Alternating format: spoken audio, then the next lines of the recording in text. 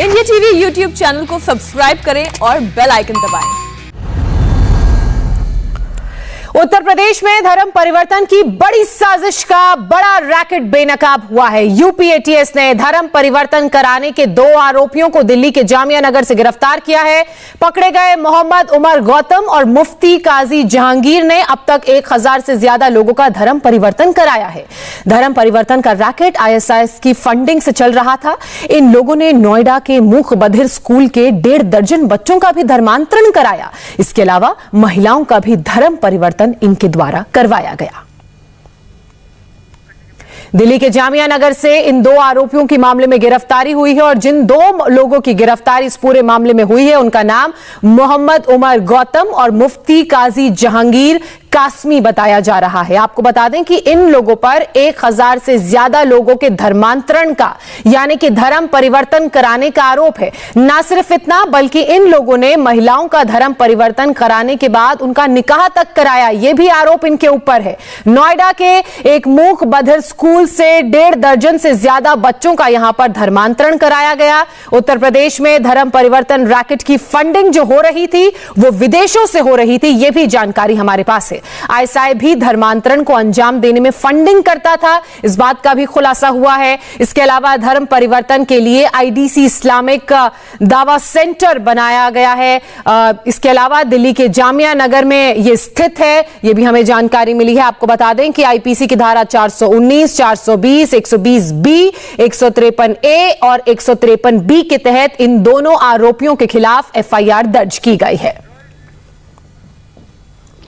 उत्तर प्रदेश विधानसभा चुनाव में अब कुछ ही वक्त बचा है, उससे पहले यूपी एटीएस ने बहुत बड़ा खुलासा किया है और धर्म परिवर्तन के एक बड़े रैकेट को पर्दाफाश किया है। 1000 लोगों से ज्यादा का इसमें धर्मांतरण हुआ था। किस तरीके से रैकेट काम करता था, क्या मोडस ऑपरेंडी था, बातचीत करने के लिए हमारे साथ मौजूद हैं यूपी के ADG law order Prashant Kumar ji. Sir, किस तरीके से रैकेट काम कर रहा था, कौन कौन लोग इसमें इन्वॉल्व थे और कैसे गिरफ्तारी मुमकिन हुई इनकी? 2 जून 2021 को 2 लोग नाम बदल कर एक मंदिर में प्रवेश करने की कोशिश कर रहे थे दासना जेल में, दासना गाजियाबाद में। उनकी गिरफ्तारी के बाद से जो प्रारंभिक सूचनाएं थी उसको हम लोगों ने डेवलप किया और अन्य हमारी जो सिस्टर एजेंसीज हैं उनकी सहायता लेके एक बड़े गैंग का पर्दाफाश किया गया और जो डॉक्यूमेंट्स अभी हमारे पास मिले हैं उसके हिसाब से 1000 से ज़्यादा लोगों का धर्म परिवर्तन कराया गया है, जिसमें मुख्यतः ऐसे लोग हैं जो कि वल्नरेबल सोसाइटी है, जैसे मूक एंड बधिर बच्चे हैं, महिलाएं हैं, गरीब लोग हैं। उनको तरह तरह की लालच और प्रलोभन देके, चाहे वो पैसे की हो, नौकरी की हो, शादी की हो, इस तरह से चीज़ें करके एक संस्था इस्लामिक दावा सेंटर है ये चलाते हैं और उसके तहत ही ये चीज़ें हो रही हैं। उनके द्वारा ही मैसिव फंड मैनेजमेंट भी किया जा रहा है और इसके तहत 2 व्यक्ति हम लोगों ने गिरफ्तार किए हैं, जिसमें से एक व्यक्ति खुद ऐसे हैं जिनका धर्म परिवर्तन हुआ है। आगे भी विस्तृत इसकी विवेचना चल रही है और ऐसा अनुमान है कि इसमें अभी हम और लोगों की भी गिरफ्तारी करेंगे। जैसा आपने बताया कि इनकी संख्या 1000 से ज्यादा है जिनका धर्म परिवर्तन करा लिया गया है। महिलाओं को, मूक बधिर लोगों को और जो विकलांग होते थे, ऐसे लोगों को टारगेट करने के पीछे इनकी मंशा क्या थी सर? एक तो अपने धर्म का प्रचार प्रसार है और गलत तरीके से दूसरे धर्म के बारे में और गलत मिथ्या फैलाकर और उसका धर्म परिवर्तन कराया जाना और इस तरह की धाराएं भी हम लोग लगी है। और इसके अलावा जब लोग ऐसे वल्नरेबल सेक्शन का धर्म परिवर्तन हो जाता है तो इनके घर वालों को भी धमकाया जाता है और वो इतनी हिम्मत नहीं कर पाते कि वो आकर एफआईआर दर्ज कराएं। और इस तरह के भी दृष्टांत आए हैं कि मूक एंड बधिर बच्चे का धर्मांतरण कर दिया, दूसरे स्टेट में ले गए और घर वालों ने यहाँ पहले उसकी गुमशुदगी दर्ज कराई, फिर पुलिस ने इन्वेस्टिगेशन करने के बाद से अपहरण का मामला कन्वर्ट किया। तो ये बहुत संगीन अपराध है कि घर वालों को, जो बच्चा बोल नहीं सकता उसको आपने उसका धर्म परिवर्तन करा दिया बिना उसके घर वालों को या गार्जियंस को कॉन्फिडेंस में लिए। तो इसके पहले इसके पीछे कोई सही मंशा नहीं कही जा सकती। बस आखिरी सवाल लेना चाहूँगा सर, आईएसआई के बारे में बताया जा रहा है कि वहाँ से फंडिंग हो रही थी, विदेशी जो एजेंसीज हैं वो फंडिंग कर रही थी और पूरे उत्तर प्रदेश में या पूरे भारतवर्ष में इनका जो ऑपरेशन था वो चल रहा था? हाँ, फंडिंग इसमें काफ़ी है और इसकी पूरी तहकीकात की जा रही है और पूरे तहकीकात के बाद ही ये बात स्पष्ट हो पाएगी कि कहाँ कहाँ से फंडिंग हुई और कितनी फंडिंग हुई। और इनका जो एरिया ऑफ ऑपरेशन था वो पूरे इंडिया भर में था? हाँ, अभी तक जो हमारे पास रिकॉर्ड मिले हैं उसके हिसाब से देश के विभिन्न भागों में इस तरह के कार्य किए गए हैं इनके द्वारा। निश्चित तौर पर यूपीएटीएस का बड़ा खुलासा है और एडीजी लॉ ऑर्डर को विश्वास है कि जैसे जैसे इस मामले का इन्वेस्टिगेशन बढ़ता जाएगा कुछ नए और चौंकाने वाले खुलासे सामने आ सकते हैं। मकसूद आलम के साथ विशाल प्रताप सिंह, इंडिया टीवी, लखनऊ।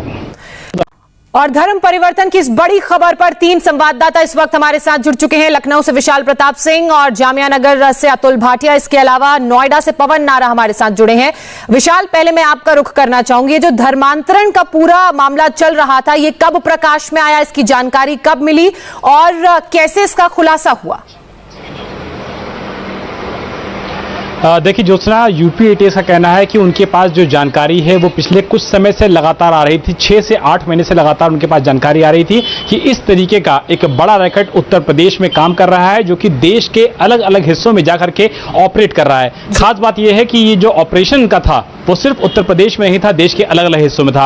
आपको बता दें कि 2 जून को गाजियाबाद में एक मंदिर में कुछ लोगों ने अपना गलत नाम बता करके एंट्री की थी और वहां पर जो महंत रहते हैं उनकी हत्या करने की कोशिश करने की एक योजना उनके मन में थी। लेकिन वहां जो लोग थे उनको शक हुआ, पुलिस को बुलाया गया, उनके पास से सर्जिकल ब्लेड बरामद हुई थी। वहां से इस पूरे मामले की इन्वेस्टिगेशन शुरू हुई और उन लोगों ने इस पूरे रैकेट में मोहम्मद उमर का नाम बताया, मोहम्मद जहांगीर का नाम बताया, जामिया नगर का जिक्र हुआ, दिल्ली का जिक्र हुआ और वहां से पुलिस ने जब इन्वेस्टिगेशन शुरू की तो यह पता लगा कि उत्तर प्रदेश के मेरठ, कानपुर, बनारस और इसके अलावा अन्य जगहों के अलावा देश के अलग अलग हिस्सों में इतना बड़ा रैकेट काम कर रहा था जो कि अब तक 1000 से ज्यादा लोगों का धर्म परिवर्तन करवा चुका है। और ये टारगेट करता था दरअसल बच्चों को, महिलाओं को, मूक बधिर बच्चों को, विकलांगों को जो दरअसल अपनी बात को कह नहीं सकते थे, अपनी पीड़ा को बता नहीं सकते थे, अपने दर्द को साझा नहीं कर सकते थे, उन लोगों को बरगला करके ले जाया जाता था दूसरे स्टेट्स में। माँ बाप समझते थे कि उनके बच्चे का अपहरण हो गया, वो कहीं खो गया, मौजूदगी दर्ज कराई जाती थी, अपहरण का केस दर्ज कराया जाता था, लेकिन दरअसल उस बच्चे का धर्मांतरण कर दिया जाता था, गैर मुस्लिम से मुस्लिम में कन्वर्ट कर दिया जाता था और उसके बाद महिलाओं को भी बरगलाया जाता था, उनका निकाह तक करा दिया जाता था। तो ऐसे में समझा सकता है कि उत्तर प्रदेश के साथ साथ देश की डेमोग्राफी को बिगाड़ने की एक बड़ी साजिश रची जा रही थी। मेरा एक और छोटा सा सवाल, उसके बाद मैं अपने अन्य 2 सहयोगियों का रुख करूंगी। मैं आपसे समझना चाह रही हूं, जिन छोटे बच्चों का धर्मांतरण कराया जाता था उनको आप ये कह रहे हैं कि एक तरीके से उनको किडनैप कर लिया जाता था, तभी तो उनकी एफआईआर दर्ज होती थी। तो ऐसे में इन बच्चों को कहां रखते थे ये लोग? महत्वपूर्ण सवाल है ज्योत्सना आपका। यही हमने सवाल एडीजी लॉ ऑर्डर से भी पूछा था प्रशांत कुमार से, तो उनका कहना था कि इन बच्चों को बरगला करके लेके जाया जाता था। इन बच्चों की बाकायदा पहले गुमशुदगी की एफआईआर दर्ज हुई है और उसके बाद वही एफआईआर अपहरण में यानी कि किडनैपिंग में भी दर्ज हुई है। ये रैकेट पूरे देश में काम कर रहा था, इनका सम्मेलन चलता था और इनके सम्मेलन में जो इनका टारगेट होता था वो कम से कम 300 से 350 लोगों का धर्मांतरण इनका टारगेट होता था। तो हर सम्मेलन में बड़े लोगों को बुलाया जाता था, वहां लोगों का माइंड वॉश किया जाता था, उनके जो एक्चुअल धर्म है उसके प्रति जो घृणा है वो पैदा की जाती थी और उसके बाद उनका धर्मांतरण किया जाता था। तो अपने आप में समझा सकता था कि एक गिरोह पूरी तरीके से सुनियोजित तरीके से गिरोह की तरह कर रहा था और फंडिंग भी तगड़ी थी। अतुल, जामिया नगर में आप मौजूद हैं और ये वही इलाका जहां से इस मामले में 2 आरोपियों की अब तक गिरफ्तारी हो पाई है, और क्या कुछ पुलिस की तफ्तीश में पता चला है? देखिए ज्योत्सना, जिस तरीके से एटीएस ने इस पूरे मामले का खुलासा किया है उसके बाद हमने यहाँ पर लोकल पुलिस से बात की। उनका कहना था कि इसकी जानकारी लोकल पुलिस को नहीं दी गई, जामिया नगर पुलिस को नहीं दी गई, लेकिन जिस तरीके से पूरा ये इस्लामिक दावा सेंटर का जो नाम सामने आया, वहाँ पर पहुंचे थे, लेकिन लोगों ने वहाँ पर आने का विरोध किया। जब हमने सवाल पूछना चाहा कि यहाँ पर किस तरीके का काम होता था, क्या जानकारी आप लोगों को मिल रही है, तो कोई भी लोग कैमरे पर आने को तैयार नहीं थे। इसके बाद ही हम यहाँ पर जामिया नगर थाने पहुंचे हैं, जो कि यहाँ पर हमने बताया कि जब अंदर गए हैं तो वहाँ पर लोगों ने इसका विरोध किया। तो पुलिस, लोकल पुलिस को भी इस बारे में जानकारी थोड़ी बहुत मिली है, लेकिन जिस तरीके से इस पूरे मामले के अंदर जहांगीर का नाम सामने आया, उमर गौतम का नाम सामने आया, उमर गौतम के बारे में बताया जाता है कि पहले वो खुद हिंदू था, गैर मुस्लिम था, उसके बाद वो मुस्लिम बना था और उसके बाद वो धर्मांतरण के इस तरीके के मामले सामने आए हैं। तो लोकल पुलिस को भी अब इस बात की जानकारी मिली है। पुलिस का कहना है कि अब वो इस जानकारी के ऊपर आगे क्या एक्शन लेती है, यूपी पुलिस या एटीएस किस तरीके से उनसे जानकारियां जो है वो शेयर करती है, उसके बाद वो इस पूरे मामले में आगे बढ़ सकते हैं। लेकिन 2 गिरफ्तारियां जामिया नगर से हुई है और हमारी कोशिश यही है कि जल्द से जल्द जो इस्लामिक गिरफ्तारियां। उनमें जो पवन नारा, नोएडा में वो मूक बधिर स्कूल स्थित है जहां पर इन स्कूल के बच्चों का भी धर्मांतरण कराया गया। महिलाओं के धर्मांतरण के बाद उनके निकाह की भी खबर है। ज्योत्सना, इसको हम ऐसे समझ सकते हैं कि यहाँ नोएडा का जो मूक बधिर स्कूल है, यहाँ बहुत सारे बच्चे पढ़ाई करते हैं, ऐसे कोर्सेज करते हैं जिनसे उन्हें नौकरी मिल सके। यहाँ धर्मांतरण नहीं हुआ है, लेकिन यहाँ वनरेबल सोसाइटी के बच्चे आते थे। इनमें से 2 बच्चे ऐसे निकले जिनका धर्मांतरण हुआ है। इनका कहना है, नोएडा डेफ सोसाइटी का कहना है कि यहां उन्होंने टारगेट किया हो सकता है, लेकिन वो संपर्क यहां से बाहर हुआ है। नोएडा डेफ सोसाइटी की इसमें फिलहाल कोई इन्वॉल्वमेंट ना पुलिस ने बताई है। बस ये है कि 2 बच्चे, एक कानपुर से और एक गुड़गांव से, जो यहां पढ़ते थे, उनका धर्मांतरण हुआ है। आपको बता दें कि जब प्लेसमेंट होती है तो प्लेसमेंट के लिए बहुत सारी एजेंसीज आती हैं, जॉब का लालच किया जाता है और धर्मांतरण करने के लिए वयस्क होना जरूरी है। तो नोएडा डेफ सोसाइटी है वो प्लेसमेंट कोर्सेज करवाती है, तो यहां से जो बच्चे निकलते हैं उनको टारगेट किया जाता है। और अगर आप वनरेबल सोसाइटी के बच्चे ढूंढ रहे हैं धर्मांतरण के लिए, तो धर्मांतरण करने वालों का निगाहें नोएडा डेफ सोसाइटी पर थी और यहां से 2 बच्चों का मामला, वो टारगेट इजी होता है। बहरहाल इस पूरे मामले में एटीएस जांच कर रही है और अब तक जो महत्वपूर्ण जानकारी है कि 2 लोगों की मामले में गिरफ्तारी हुई है। विशाल, आपका, अतुल और पवन, आप तीनों का बहुत शुक्रिया तमाम जानकारी के लिए। नमस्ते, मैं हूं मीनाक्षी जोशी। वीडियो और खबरों से अपडेट रहने के लिए India TV YouTube channel subscribe करें, बेल आइकन दबाना ना भूलें। जुड़े रहें इंडिया टीवी के साथ।